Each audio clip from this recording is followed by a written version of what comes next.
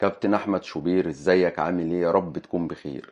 حضرتك طالع زعلان وبتقول ايه اللي يخلي شيكابالا يتكلم على ارض اكتوبر اللي هي تخص نادي الزمالك، وده ايه علاقته بمنتخب مصر اللي خرج بفضيحة من بطولة كاس العرب؟ وشفت شوية ناس طلع يصيحوا من ورا منك ويرددوا الكلام زي البغبغانات ويلوموا على شيكابالا، وايه اللي يخليك وانت محلل في ام بي سي مع ابراهيم فايق تطلع تتكلم على ارض اكتوبر ونادي الزمالك، وده ايه علاقته بفشل الكرة المصرية؟ لا، هي ليها علاقة يا كابتن، وانت عارف ان هي ليها علاقة. ودايما انت بتحاول تضلل على اي حاجة الزمالك بيكون صاحب حق فيها. بص يا كابتن، الزمالك هو قطب من قطبي الكرة المصرية اللي هم المفروض اهلي وزمالك. دي حاجة. الحاجة التانية، الكرة المصرية لما كانت اكتسحت الكرة الافريقية كان منتخب مصر هو اقوى منتخب في افريقيا، واحنا مكتسحين العرب، وطبعا قطبي الكرة في العرب هم الاهلي والزمالك، وكان الدوري المصري قوي. كان عندنا دوري قوي، وكان عندنا أندية شعبية وجماهيرية كتير جدا. كان عندنا أهلي، وكان عندنا زمالك وإسماعيلي، وبتتكلم في اتحاد ومصري وبلدية وغزل المحلة والمنصورة ودمنهور. كانت الكرة للجماهير. وكان عندنا الحرس، وكان عندنا انبي. وارجع كده ل 15 سنة ورا وانت تشوف لعيبة الحرس كانت فين في من منتخب مصر، وعمرو زكي مهاجم انبي اللي كان موجود في منتخب مصر. فكان عندنا دوري قوي، وكان عندنا أندية كبيرة، وكان الدوري بيبقى صعب، والدوري كله تنافس. النهارده الكوره اختلفت ليه؟ الكوره النهارده بقى اللي بيحكمها الفلوس. طب تعالى بص على الدوري المصري، هتلاقي اللي معاهم فلوس يا اهلي يا بيراميدز. فين الانديه التانية؟ هتلاقي ممكن نادي او اتنين هم شركات، بتتكلم مثلا في زد، بتتكلم في سيراميكا كليوباترا، وممكن البنك الاهلي. هل الزمالك موجود بفلوس في القصه دي؟ لا. طب الزمالك ضايع بقاله 20 سنه، ومصر كلها عارفه الكلام ده. الزمالك من 2004 بيتكلم في 21 سنه الزمالك ما جاش قدام. هل مشكله الزمالك في ارض اكتوبر؟ لا.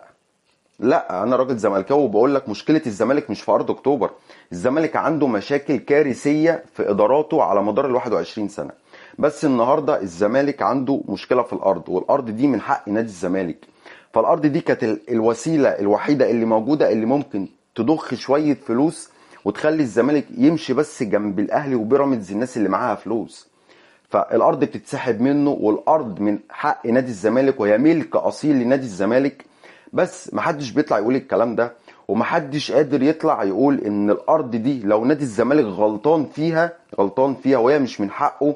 مفيش ولا مستند رسمي ولا في اي حاجة رسمية من كل الجهات الحكومية طلعت اي بيان ان الارض دي مش من حق نادي الزمالك، وان نادي الزمالك لو عنده اي غلط فيها كانت الجهات المسؤولة هتطلع تقول ان الغلطات دي كلها او الارض دي اتسحبت من نادي الزمالك بسبب اخطاء من اعضاء مجلس اداره نادي الزمالك او اي رئيس نادي مسك الزمالك على مدار 21 سنه. فالارض دي كان المنفذ الوحيد في الوقت ده ان تخلي الزمالك يشم نفسه ويقدر يعني يحاول بس يقرب ما بين الاهلي وبيراميدز، ويعرف ان هو ياخد منهم بطوله، يعرف ينافس معاهم، يعرف ان الزمالك يطلع ناشئين من عنده فيبيع فيستثمر فيهم فيقدر ان هو ياخد بطوله، فيقدر ان هو يبقى معاه فلوس فيشتري لعيبه، فيقوي الدوري اللي النهارده ما بقاش فيه اي قوي فيه غير الاهلي وبيراميدز. طبعا الاهلي النادي الوحيد اللي مصري جماهيري، وبيراميدز كده كده ده نادي استثماري لملاك اماراتيين.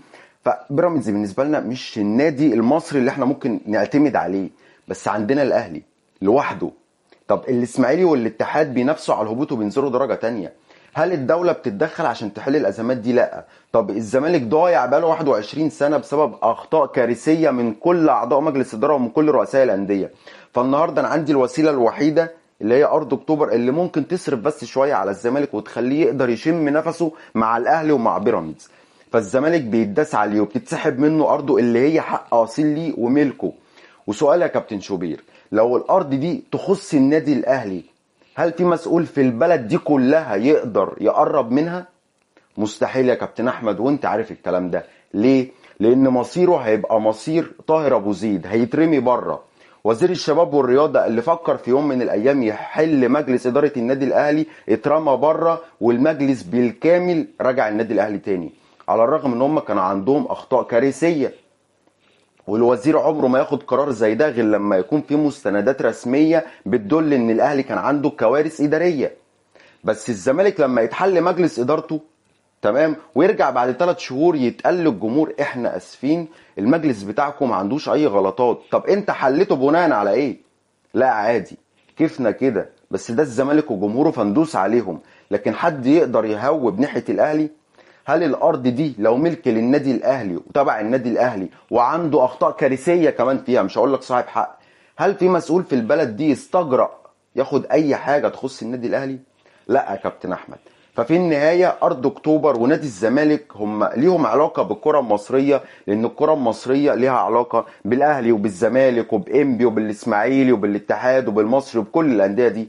الدوري المصري عندك بقى ضعيف بسبب ان اللي معاه فلوس هو اللي بينافس، واللي معاه فلوس هو نادي وحيد بس مصري اللي هو الاهلي اللي الدوله كلها بتخدم عليه. هل معنى كده ان الزمالك مشكله ارض اكتوبر هي اللي هترجعه للمنافسه؟ هرجع واقول لك لا، بس ده المنفذ الوحيد في الوقت ده اللي يخلي الزمالك يشم نفسه شويه لحد ما ربنا يكرم جمهور الزمالك بمجلس اداره يكون بيحب النادي ويقدر ان هو يصلح النادي ويرجع النادي تاني لمكانته الطبيعيه.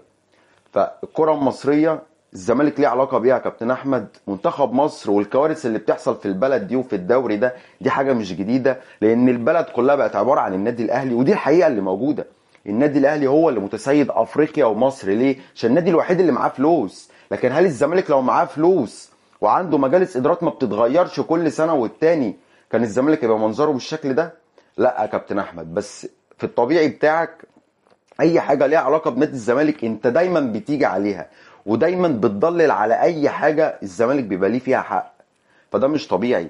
حضرتك اعلامي المفروض في قناه محايده، حتى لما بتخرج على الراديو فالمفروض الراديو ده تابع لقناه محايده، فالمفروض انت تناقش موضوع ارض اكتوبر عشان انت اعلامي. لكن انت زعلان ليه؟ اولا في اتنين بس اللي بيناقشوا الموضوع ده في الاعلام، اول واحد فيهم زملكاوي فطبيعي ده على جنب، استاذ عمرو اديب ده راجل زملكاوي فالطبيعي ان هو يعمل كده. لكن ابراهيم فايق اللي المفروض انت اللي مخرجه للاعلام، اللي انت ما بتحبوش، اللي دايما بيدافع عن الزمالك وخصوصا في موضوع ارض اكتوبر، وهو اللي اتفتح معاه الموضوع مع شيكابالا في MBC مصر، وهو برضو اللي المفروض انت ما بتحبوش. فانت متضايق ان ازاي الكلام ده يتقال في البرنامج ده ومع ابراهيم فايق اللي انت ما بتحبوش عشان خاطر انت اللي مخرجه وهو اتغير عليك.